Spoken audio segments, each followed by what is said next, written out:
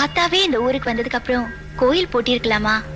எந்த ஊரை விட்டு நான் போனேனோ அந்த ஊருக்கே மறுபடியும் வந்திருக்கிறது பூஜையை ஏத்துக்கிறதுக்காக இல்ல, பழி வாங்கறதுக்காக. பழி வாங்குற அளவுக்கு இங்க அப்படி என்னமா தப்பு நடந்துச்சு? இங்க நடக்கிறது எல்லாமே தப்புதான். இங்க இருக்கிறவங்க எல்லாருமே தப்பானவங்க தான்.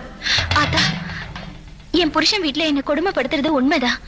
ஆனா அதுக்காக நீ வந்து பழி வாங்குற அளவுக்கு அது ஒண்ணும் பெரிய விஷயம் இல்லையே. போடி பைத்தியக்காரி, நீ எனக்கு புத்தி சொல்றியா? உன் கல்யாணம் நான் ஆசீர்வாதம் பண்ணி நடந்ததில்லை, நீயா ஆசைப்பட்டு பண்ணிக்கிட்டது. அது நல்லதும் கெட்டதும் உன்னோட. நான் பழைய கடனை தீர்த்துட்டு போக வந்திருக்கேன். வட்டியும் முதலும் கொடுக்காம போக மாட்டேன். தப்பு செஞ்சவங்க யாரா இருந்தாலும் சரி, தண்டிக்காம விட மாட்டேன். அது உன் புருஷனா இருந்தாலும் சரி.